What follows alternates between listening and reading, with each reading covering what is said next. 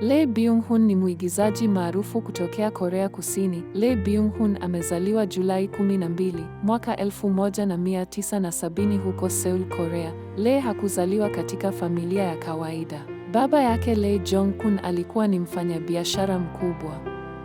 Ndugu. Lee ana dada aitwaye Eun-hye Lee ambaye alishawahi kushinda Miss Korea mwaka 1996. Dini. Lee dini yake ni Buddhism, japokuwa amekuwa akionekana katika eventi za dhehebu la Katoliki kutokana ni dini ya mkewe. Lee Byung-hun na mkewe ni dini mbili tofauti na kila mmoja anathamini dini ya Moe. Elimu. Lee Byung-hun amehitimu katika vyuo viwili. Chuo Kikuu cha Hanyang. Alijiunga na Chuo Kikuu cha Hanyang huko Seoul, Korea Kusini ambapo alihitimu shahada ya fasihi ya Kifaransa. Chuo Kikuu cha Chungang, shule ya uzamili. Baadaye alisoma tamthilia na uigaji filamu kwenye shule ya uzamili ya Chungang University. Hapa alijifunza zaidi kuhusu sanaa ya uigizaji na uzalishaji wa filamu kabla ya kuanza kazi yake ya uigizaji kikamilifu. Lee Byung-hun anajua kuongea lugha zaidi ya 2 ikiwemo Kikorea, Kiingereza na Kifaransa. Mahusiano. Lee Byung-hun ameoa mwigizaji mwenzake aitwaye Lee Min-jung na ana watoto wawili. Anasimamiwa na makampuni mawili, United Talent Agency na BH Entertainment. Lee Byung-hun yupo katika uigizaji tangu mwaka 1991 mpaka sasa. Ifuatayo ni safari ya mwigizaji huyu tangu mwaka 1991 mpaka sasa. Mwaka 1991 Lee alichaguliwa kucheza kwenye drama yake ya kwanza iitwayo As Fault in My Hometown baada ya kushinda majaribio yaliyofanywa na KBS. Kisha mwaka 1999 akacheza movie iitwayo The Harmonium in My Memory. Filamu hizi zilipendwa sana na watu na kuanza kumwekea umakini. Mwaka 2000 ndio mwaka uliompatia mafanikio mkubwa Lee Byung-hun baada ya kucheza movie iitwayo Joint Security Area. Filamu hii ilivunja rekodi ya ofisi ya sanduku na ikawa filamu ya Kikorea iliyoingiza mapato ya juu zaidi wakati huo. Mwaka 2001 na 2002 alicheza melodrama mbili, Beautiful Days na Bunge Jumping of the Year On. Drama hizi zilizidi kumpa umaarufu sana Asia kote, hasa Japani, na zikapelekea kumpatia tuzo mwaka 2003. Kuanzia mwaka 2005 Lee Byung-hun alijikita kwenye filamu. Alicheza filamu ya A Bittersweet Life ambayo ilionyesha katika tamasha Cannes. Filamu hii ilimpatia sifa nyingi sana na kupelekea kushinda tuzo 5 za mwigizaji bora, zikiwemo tuzo za filamu za Blue Dragon na tuzo za Grand Bell. Katika tamasha hilo hilo la Cannes, Lee alicheza filamu iitwayo The Good, The Bad, The Wild akicheza nafasi ya kwanza ya mhalifu. Filamu hii ilipendwa sana hasa kimataifa, ikapelekea kufanya filamu ya Hollywood iitwayo G.I. Joe The Rise of Cobra. Mwaka 2009 alicheza filamu ya Iris. Inaripotiwa Lee Byung-hun alilipwa Korean 1,100,000 kwa kila episodi na ilimpatia tuzo kadhaa. Iris ilikuwa moja ya vipindi vya gharama kubwa zaidi kuwahi kutengenezwa na ilikuwa maarufu sana kote Asia. Filamu ya Masquerade ilimpelekea Lee kushinda tuzo ya mwigizaji bora katika tuzo za Grand Bell. Mnamo Juni 23, 2012, Lee pamoja na An Sung-ki wakawa waigizaji wa kwanza wa Korea kuacha alama zao za mikono na miguu kwenye ukumbi wa michezo wa Kichina wa Grauman's huko Hollywood. Los Angeles alitambuliwa kama nyota anayeibuka huko Hollywood kwa jukumu lake la Storm Shadow katika G.I.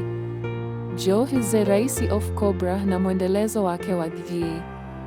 Joe Retaliation ya mwaka 2013. Baada ya muda alipata kashfa za ngono, lakini alirudi tena na filamu ya Memories of the Sword ya mwaka 2015. Filamu hii ilitakiwa itoke mwaka 2014 lakini ilisogezwa hadi 2015 ili kupisha kashfa. Mwaka huo huo wa 2015 alicheza kwenye Terminator Genisys kama T-1000 akienda kinyume na Arnold Schwarzenegger. Mwaka 2016 akacheza tena filamu mbili za Kimarekani, Misconduct na The Magnificent Seven. Mwaka 2017 akaingia mkataba na kampuni kubwa ya Hollywood United Talent Agency, na mwaka huo huo akiigiza filamu ya Kimarekani iitwayo Radiance lakini haikutoka. Mwaka 2018 akarudi kwenye televisheni akicheza drama ya Mr. Shushaini. Mwaka 2020 akacheza drama ya kisiasa iitwayo The Man Standing Next. Mwaka 2021 Septemba, alionekana kwenye sizoni ya kwanza ya Squid Game akicheza kama frontman. Mwaka 2022 mpaka 23 alionekana kwenye series ya Our Blues na filamu Concert Utopia. Mwaka 2024 Desemba akaonekana tena kwenye sizoni ya pili ya Squid Game, na June 2025 akaonekana tena kwenye sizoni ya tatu ya Squid Game na kufunga na movie mbili, The Match na No Other Choice kwa mwaka wa 2025. Na hii ni safari yake ya uigizaji tangia 1991 mpaka 2025. Sijaweza kukupatia filamu zake zote, ila nimekupa zile zenye alama katika safari yake. Lee Byung-hun ana jumla ya movie zisizopungua 38, sizoni zisizopungua 27. Pia ana dokumentari moja. Lee Byung-hun ana tuzo zisizopungua 26 kwenye kategori tofauti tofauti. Licha ya uigizaji, Lee ni mfanyabiashara. Lee anamiliki kampuni itwayo BH Entertainment inayohusika kusimamia waigizaji.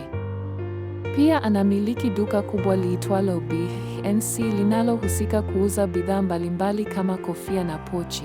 Lee Byung-hun hukadiriwa kuwa na utajiri wa dola milioni 25 zinazotokana na kazi anazozifanya, japo kuwa hakuna taarifa halisi cha kiwango cha utajiri wake. Kwenye upande wa mahusiano, mwanzoni mwa mwaka 2000 Lee Byung-hun alikuwa na mahusiano na Song Hye-kyo ambaye walicheza wote kwenye filamu ya All In. Mahusiano yao yaliwekwa hadharani japokuwa hayakutangazwa sana. Lee Byung-hun na Song Hye-kyo walidumu kwenye mahusiano yao ndani ya mwaka mmoja na miezi mitatu tu. Mwaka 2004 akawa na mahusiano na mwigizaji mwingine wa kike aitwaye Lee Min-jung. Agosti 10, 2013 wawili hao wakafunga ndoa na kubarikiwa kupata watoto wawili wa kike na wa kiume. Kama kawaida, wasanii hukutana na skendo mbalimbali ambazo huchafua umaarufu wao. Hizi hapa skendo mbili kubwa za mwigizaji Lee Byung-hun. Skendo ya kwanza ni madai ya uhusiano uliosababisha kesi ya uvunjaji wa heshima. Lee alishawahi kuwa na mahusiano ya siri na mwanamitindo Kwon Mi-yeon, lakini baadaye waliachana. Mwanamitindo huyo aliamua kumfungulia kesi Lee ya kumchezea kihisia kwa sababu Lee alimuahidi atamuoa, kisha akamuongezea kwa kusema Lee Byung-hun ni mchezaji wa kamari. Taarifa hizi zilikuwa ni skendo kubwa mitandaoni. Baadaye Lee Byung-hun aliweza kutoka kwenye skendo hii. Hakuweza kuadhibiwa na kesi ya kamari haikuwa ya kweli kutokana hapakuwa na vidhibitisho. Skendo ya pili ilikuwa ni mazungumzo ya ngono, kiufupi kashfa ya ngono, iliyomhusu mwanamuziki Dahae na model Lee Ji-yeon. Lee Byung-hun alikutana na hawa wasichana, wakamrekodi akizungumza maneno ya faragha ambaye yangemletea aibu kama yangetoka hadharani, na kumtishia awapatie pesa, la sivyo watavujusha video. Lakini Lee alishtaki polisi na watu hao walikamatwa na kuadhibiwa. Ukweli na vitu usivyovijua vya Lee Byung-hun. Moja, baada ya kulazimika kulipa madeni kadhaa kufuatia kifo cha baba yake, Lee alianguka katika mfadhaiko. Kisha akaanza kupata matatizo ya hofu na akapata shida kuhudhuria sherehe za tuzo. Lee anamsifu mkewe kwa kumsaidia kushinda changamoto zake za afya ya akili. 2. Kuna baadhi ya tovuti za uvumi zinaweza kuwa si sahihi. Zinadai kwamba Lee Byung-hun alikuwa amekubaliwa au kutolewa milele na familia ya mtu tajiri Daewoo, wakisema walimchukua kwa sababu walihisi anafananishwa na mwana wao aliyeaga dunia. Hii haijathibitishwa kama tukio la kisheria la adopsheni na haina chanzo imara. 3. Lee Byung-hun kwa sasa anasimamiwa na mashirika mawili, lakini kwa muktadha tofauti. Shirika la BH Entertainment ambalo linamsimamia kazi za ndani za Korea tu na United Talent Agency. Shirika hili linamsimamia kwa kazi za nje na Korea, hasa Hollywood. 4. Lee Byung-hun ameshawahi kuonekana kwenye video 2 za muziki. 5. Lee Byung-hun amehusika kuingiza sauti kwenye katuni ya Demon Hunter ya mwaka 2025 kwenye protagonisti aitwaye Guima. 6. Lee Byung-hun anajulikana katika tasnia ya magemu kwa kutoa mfano wake kwa mhusika mkuu Wayne Holden katika mchezo wa 2006 Lost Planet: Extreme Condition. 7. Lee amekuwa ni mtoaji mzuri sana wa misaada. Ametoa zaidi bilioni 1 Korean won kwa nyakati tofauti tofauti. Won ni pesa ya Kikorea. 8. Lee ameshawahi kuwa na ubalozi wa brand na taasisi mbalimbali. Mfano, mnamo 2010 Lee aliteuliwa kuwa balozi wa kukuza utalii wa California nchini Korea. Na huu ndio mwisho wa wasifu wa mwigizaji huyu Lee Byung-hun kutokea Korea Kusini. Una maoni gani?